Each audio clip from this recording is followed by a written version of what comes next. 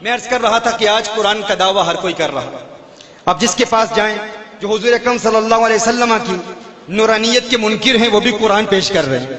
انسان ایک ذہنی خلش و ارتباک کا شکار ہوتا ہے, ایک ذہنی تشویش کا شکار ہوتا ہے کہ بھائی قرآن تو سب پیش کر رہے ہیں, قرآن تو سارے پڑھ رہے ہیں, نورانیت کے منکر بھی قرآن پڑھ رہے ہیں, اور حضور اکرم صلی اللہ علیہ وسلم کو نور ماننے والے بھی قرآن پیش کر رہے ہیں. جو فقط بشر سمجھتے ہیں وہ کہتے ہیں قل انما انا بشر مثلکم یوحی الی انما الہکم الہ واحد, وہ بھی قرآن پیش کرتے ہیں. جو نوری بشر مانتے ہیں وہ کہتے ہیں کہ جاءکم من اللہ نور و کتاب مبین, وہ قرآن پیش کرتے ہیں. جو حضور اکرم صلی اللہ علیہ وسلم کے وسیلے کے منکر ہیں وہ بھی قرآن پیش کر کے کہتے ہیں ایاک نعبد و ایاک نستعین. علیاذ باللہ قرآن کریم کی باطل تعویلات پیش کرتے ہوئے ہماری نوجوان نسل کو گمراہ کرنے کی کوشش کر رہے ہیں. دوسری جانب جو حضور کے وسیلے کو مانتے ہیں وہ بھی قرآن پیش کرتے ہیں یا ایھا الذین آمنوا اتقوا اللہ وابتغوا الیہ الوسیلہ, وہ بھی آیات قرآنیہ پیش کرتے ہیں. جب سب قرآن کی آیات پیش کر رہے ہیں اور یہاں کی یونیورسٹیز میں کالجز میں ہم جاتے ہیں وہ کہتے ہیں کہ حق اور باطل کے مابین حد فاصل کیا ہے, حد امتیاز کیا ہے, ہم کیسے فیصلہ کریں کہ کون حق پر ہے کون باطل پر ہے. تو آج کی اس مختصر رفاقت میں ایک اصول دیتا ہوں, انتہائی آسان قاعدہ ہے, اس کو آپ یاد کر لیں انشاءاللہ تعالی آج کے بعد کوئی گمراہ شخص آپ کو گمراہ کرنے میں کامیاب نہیں ہوگا. ایک سمپل اصول, کیونکہ سارے قرآن پیش کرتے ہیں نا, اور ہدایت کے لیے قرآن ضروری تو ہے کافی نہیں ہے. ہدایت کے لیے قرآن ضروری ہے لیکن ہر قرآن پڑھنے والا ہدایت کی راہوں پر گامزن نہیں ہوتا, کیونکہ قرآن خود کہتا ہے نا یضل بہ کثیر و یہدی بہ کثیر. ماضی کے قدریہ بھی قرآن پیش کرتے تھے, جبریہ بھی قرآن پیش کرتے تھے, مرجیہ بھی قرآن ہی پیش کرتے ہیں, دور حاضر کے قادیانیہ بھی قرآن ہی پیش کرتے ہیں علیہ باللہ. اسی طرح آج کچھ لوگ ہماری نوجوان نسل کو اپنی بھٹی کا ایندھن بنانے کے لیے خودکش حملوں پر آمادہ کرتے ہیں, یہ بھی قرآن پیش کرتے ہیں. یہ کہتے ہیں اقتلوا المشرکین حیث وجدتموہم, اللہ نے قرآن میں ارشاد فرمایا ہر مشرک کو قتل کر دو, جہاں پاؤ جس حالت میں پاؤ اسے قتل کر دو.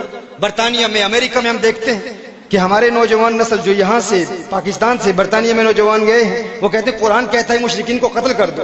تو آج اسلام کو دہشت گردی سے نتھی کرنے والے بھی قرآن پیش کر رہے ہیں, اور صوفیاء کے پاس آپ جائیں گے محدث اعظم کی بارگاہ میں حاضر ہوں گے وہ بھی قرآن پیش کریں گے. وہ کہیں گے کہ جس نے ایک جان کو بچایا اس نے تمام انسانیت کو بچایا, جس نے کسی ایک جان کو ناحق قتل کیا گویا کہ اس نے تمام انسانیت کو قتل کیا.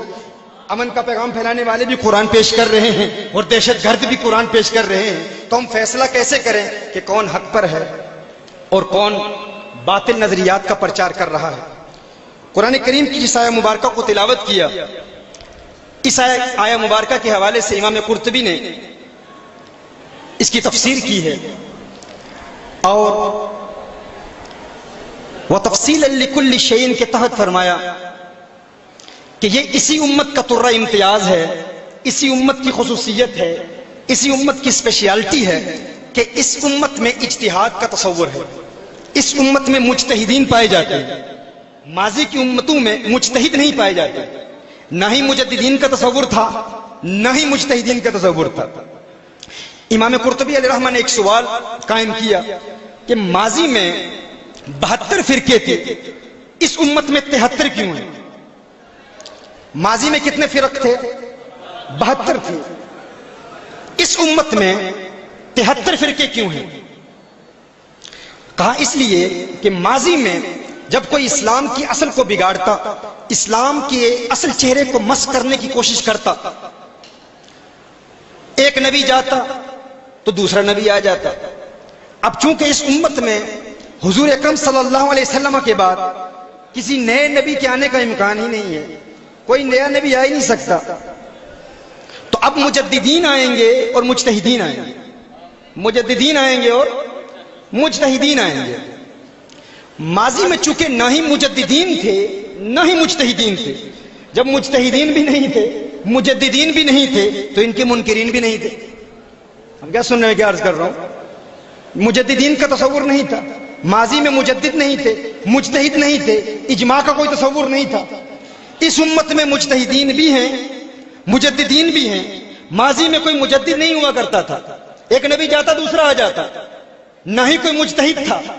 تو جب مجددین بھی نہیں تھے مجتہدین بھی نہیں تھے اس امت میں مجتہدین بھی ہیں مجددین بھی ہیں تو ان کے منکرین بھی ہوں گے. جب مجدد بھی ہیں مجتہد بھی ہیں ان کے منکرین بھی ہیں تو کہا اس امت میں 73 فرقے اس لیے ہیں یہ ایک زائد فرقہ مجتہدین و مجددین کے منکرین کا ہے. یہ ایک زائد فرقہ جو ہے یہ کن کا ہے؟ مجددین کے منکرین کا اور مجتہدین کے منکرین کا. یعنی یہ مجتہدین کا انکار کریں گے, امام اعظم ابو حنیفہ کی عظمتوں کا انکار کریں گے, مجددین کا بھی انکار کریں گے, سرکار اعلی حضرت کا بھی انکار کریں گے.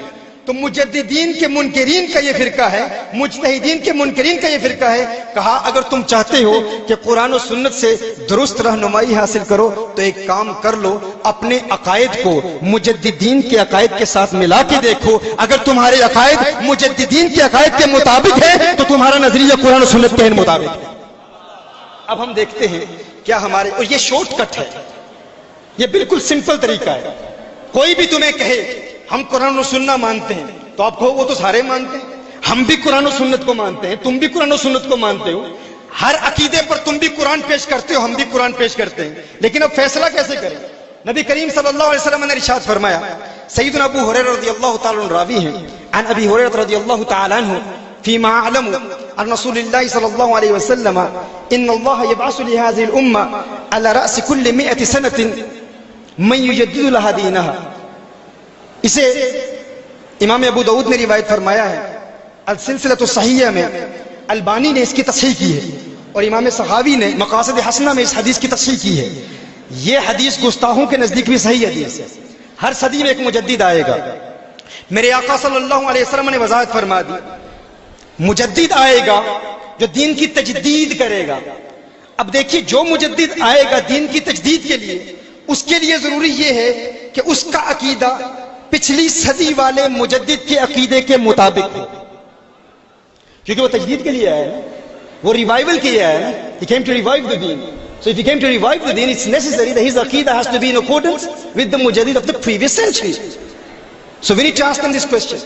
ہم نے یہ سوال پوچھنا ہے, تم کہتے ہو کہ تمہارا عقیدہ درست ہے, تم اپنا کوئی ایک مجدد پیش کرتے. اب بہت کوشش کریں گے انہیں کوئی مجدد ملے گا نہیں. اگر کوئی ملا بھی بہت زیادہ کہا تو کہیں گے ابن تیمیہ ہمارا مجدد ہے. آپ کہو گے ابن تیمیہ نے مثال کے طور پر وہ میلاد مصطفیٰ صلی اللہ علیہ وسلم کے جواز کا قائل ہے, تو آپ کہیں گے کہ اس کا عقیدہ تو تمہارے عقیدے کے مطابق نہیں ہے. ہر چند کی میلاد مصطفیٰ صلی اللہ علیہ وسلم ہمارے نزدیک یہ ضروریات اہل سنت میں سے نہیں ہے, نہ ہی معلوم من الدین بالضرورہ ہے. ہر چند کے اعلیٰ حضرت علیہ رحمہ نے اس پر بھی کلام کیا ہے. یعنی یہ جو حیت قضائیہ ہے, جس حیت میں آج میلاد شریف ہوتا ہے, اس کے حوالے سے عرض کر رہا ہوں. تو اس میں اگر کوئی کہے کہ ہم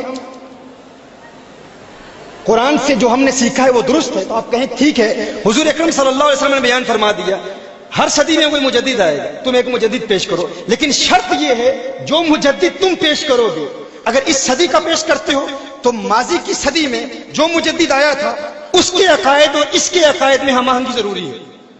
اگر دونوں میں جانب اللہ ہیں تو دونوں کے عقائد ایک جیسے ہونے چاہیے.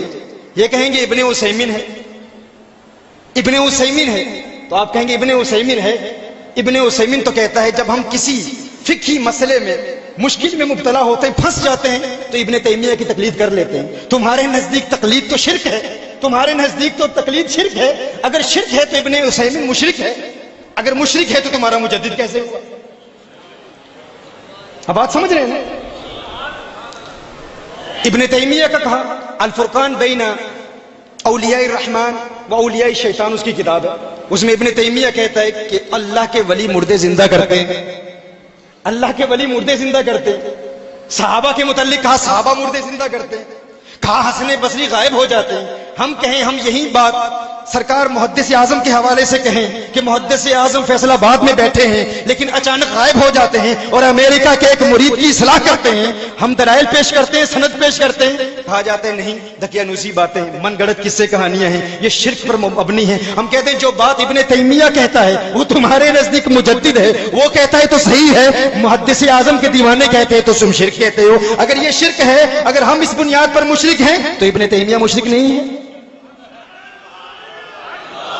کہا نواب صدیق حسن بھوپالی مشرک مجدد ہے, ہم تو اس کا شرک ثابت کر رہے ہیں. وحید الزمان کہتا ہے ہدیۃ المہدی میں کہ صدیق حسن بوبالی وہ تو ابن قیم کو مدد کے لیے پکارتا ہے, قاضی شوکانی کو مدد کے لیے پکارتا ہے, مدد کے الفاظ کہتا ہے, ہاں قبلہ ایما کہتا ہے, کعبہ جاں کہتا ہے, کعبہ دین کہتا ہے. ہم کہیں سرکار غوث اعظم ہمارا قبلہ ہے تو ہم مشرک ہیں, صدیق حسن بوپالی ابن قیم کے متعلق کہے وہ مشرک نہیں ہے. کوئی ایک تو مجدد پیش کر دو نا جس کا عقیدہ وہ ہو جو تمہارے عقائد کے مطابق ہو. خدا کی قسم کوئی ایک مجدد بھی پیش نہیں کر سکتے, ایک مجدد بھی پیش نہیں کر سکتے. لیکن شرط یہ ہے اگر کہیں ابن عبد الوہاب ان کے نزدیک مجدد ہے تو ہم ثابت کریں گے تمہارے آج کے جتنے بھی گستاخ ہیں ان کے عقائد اور ابن عبد الوہاب کے عقائد میں کس قدر اختلاف ہے. اور اگر کوئی پیش کر بھی دیا یہ پیش نہیں کر سکیں گے کہ جو اس دور کا ان کا مجدد ہے ماضی میں کوئی ایک مجدد بھی ایسا ہو جس کے عقائد اور اس کے عقائد میں ہم آہنگی ہو. یہ ممکن نہیں ہے. یہ چیلنج میں نے 7 سال پہلے مدینہ منورہ میں کیا تھا. الحمدللہ آج تک ان کے گستاخوں کا کوئی جواب نہیں آیا, کوئی جواب نہیں آیا.